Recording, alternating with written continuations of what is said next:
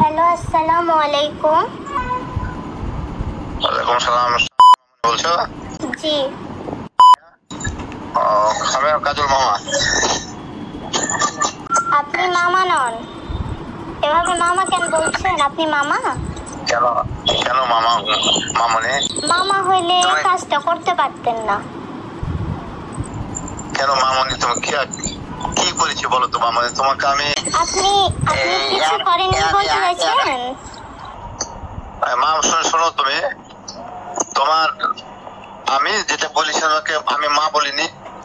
মা বলেছেন তো কি? মা শুনেন, মা বলেছেন তো কি? আপনি মা বলছেন। আপনি আমাকে চুমু খাননি।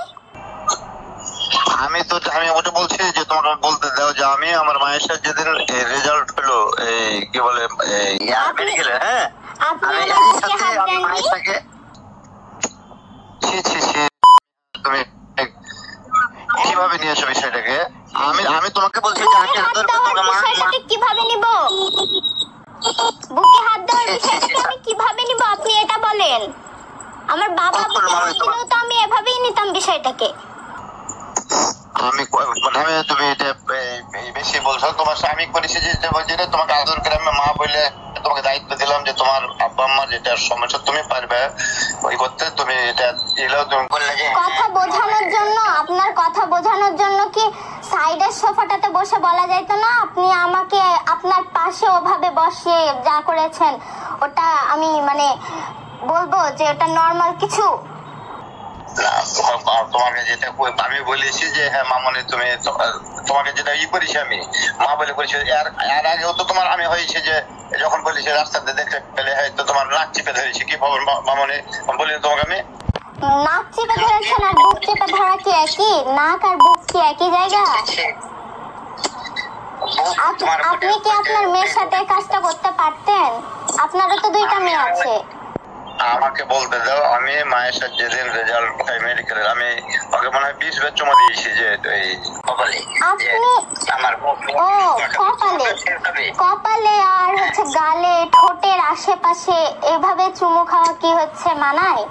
আর আপনি আপনার মেয়েকে চুমু খাইতেই পারেন। আমার বাবা আমার গায়ে হাত দিতে পারে, আমাকে চুমু খাইতেই পারে, তাই বলে আপনি চুমু খাওয়ার কে? এ পারমিশন তো আমি কাউকে দিব না। আমার বাবা এত বছর বয়স হইলো আমার বাবা আমাকে এই পর্যন্ত লাইফে চুমু খায়নি। আর আপনার কোন সাহস হয় যে আপনি আমাকে চুমু খান? তুমি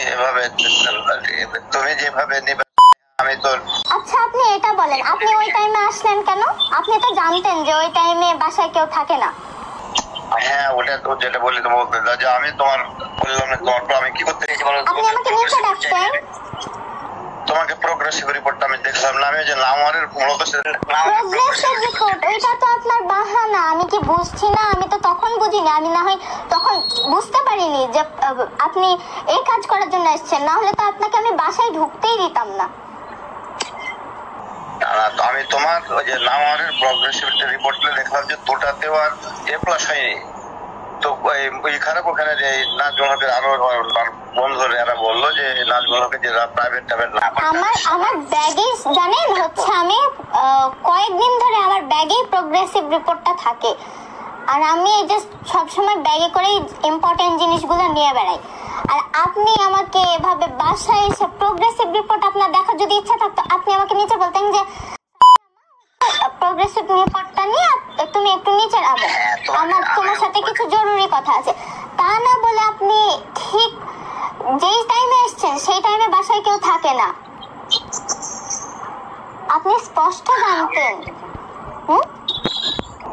আমি জানি যে তখন বের হয়ে তুমি আসবে, তার জন্য সাথে বের হয়ে চলে যাবে। তুমি বের হয়ে আসবো তো তাহলে আপনি নিচে কলিং টিপলেন। কলিং টিপে বলতে পারতেন না যে তুমি একেবারে রেডি হয়ে চলে আসো নিচে, আমি তোমার সাথে একটু গুরুত্বপূর্ণ কথা বলবো? এটা কি বলা যাইতো না? কলিং বেল টিভিতে তোমাকে ডেকেছি, কলিং বেল টিপে দেখলাম না তোমাকে। নিচে ডেকেছেন আপনি না? বললেন চাবি দাও। তারপরে আপনি ওভাবে লুকিয়ে লুকিয়ে আসছিলেন কেন? এক ধাপে উঠে চলে আসলেন। আপনি আপনার কপাল নাড়িয়ে নিলেন যে মাথা কেমন করছে। মাথা কেমন করছে তো আপনি আসলেন কেন? আপনার মেয়ে ছেলে এরা তো সবাই অসুস্থ, যা শুনলাম, জ্বর। আপনি ওদের জন্য কলেজ থেকে ছুটি নিয়েছেন। আগে আমাকে কথা বলতে দেন। আপনি তো ওদের জন্য কলেজ থেকে ছুটি নিয়েছেন, তো ওদেরকে ফেলে আপনি ওই টাইমে আসলেন কেন? আমি বললাম যে প্রগ্রেসিভ রিপোর্ট আমার তাই আপনি 1 ঘন্টার কাছাকাছি ছিলেন কেন? আমার সাথে, আমার বয়সী একটা মেয়ের সাথে 1 ঘন্টা থাকার কি মানে? তাই বলেছি, আমার কথার বাক্যটা শুনুন, প্রত্যেকটা কথার শব্দ শুনুন। একটা কথা শুনে এভাবে করবেন না। এখন যদি আমার বাবা যায় আপনার 2টা মেয়ের সাথে এই কাজটা করে আসে, আপনি যেটা করেছেন এটা আমি আর আপনি জানি। এই কাজটা যদি আমার বাবা যায় করে আসে আপনার মেয়ের সাথে, ওটা ওই কোনো বাবা কোনো মেয়ের, তুমি এটা ঠিক না বলছেন। আপনি আমার বুকে হাত দেননি, তুমি ভুল ব্যাখ্যা দিছো। তোমার আমি যেটা বলছি, আপনি আমার বুকে হাত দেননি, আমাকে চুমু খাননি, আমার ঠোঁটের আশেপাশে চুমু খাওয়ার আপনার সাহস আসছে কিভাবে? না মামনি, তুমি এটাই বলছো, রং কথা বলছো। তোমার মামুনি বলে ডাকবেন না একদম। আপনার ভাগ্য ভালো, এ পর্যন্ত আপনার বউকে আমি কিছু বলিনি। আপনার বউ সুস্থ হলে আমি আপনার বউকে সব কথা বলবো। মস্করা পাইছে? মামনি শোনো, আমার মামনি শোনো, তোমাকে আমি, তুমি যেভাবে লেনা করো, তুমি মেয়ে, তোমাকে আজও তুমি মেয়ের মতোই। আমি মেয়ে নামটা একদম মুখে উচ্চারণ করবেন না। আপনার মেয়েকেও আমি সব জানাবো। আপনি যে সব কাজ করে বেড়াচ্ছেন এটা আপনার মেয়ের জানা উচিত। বাবা হিসেবে তখন মেয়ের সামনে দাঁড়াতে পারবেন? মামনি শোনো, তুমি ছোট হয়েছো, তুমি হয়তো মানে সব জিনিসকে একই ভাবে দেখছো। আসলে ওর সব জিনিসকে একই ভাবে দেখি না আমি। অন্যরাও আমার গায়ে হাত দেয়, আমি এভাবে দেখি না। মামনি, তুমি এই দিছো ওই ভুল ব্যাখ্যা তোমার আব্বা আমাকে বলেছো। আসলে ওইভাবে তোমার ব্যাখ্যা দেওয়া ঠিক হয়নি। আপনি আমার বুকে হাত দেননি, সত্যি করে বলেন। না মামনি, না, ওটা তুমি ভুল বলছো। তোমার আমি যেটা বলেছি যে হ্যাঁ তোমাকে আমি তোমার কপালে চুমু দিয়েছি। কপালে চুমু দিয়েছেন? একবারও কপালে চুমু দিয়েছেন না ঠোঁটের আশেপাশে দিয়েছেন? না, ওটা একটু বেশি হয়ে গেল না তোমার কথা। আপনি আমাকে খুব চেপে জড়িয়ে ধরেননি, আপনি আমাকে সোফার ওখানে টেনে ওভাবে বসালেন কেন? আপনি এটা বলেন। আমি তো অন্য কোনো মানুষ হলে আপনার ঢুকতে দিতাম না বাসায়। নেহাত আপনি একজন পরিচিত মানুষ, আমি বিশ্বাস করতাম আপনাকে, এই জন্য আমি আপনাকে বাসায় ঢুকতে দিয়েছিলাম। আবার বিশ্বাসের মর্যাদাটা আপনি এভাবে মানে ভেঙে দিলেন।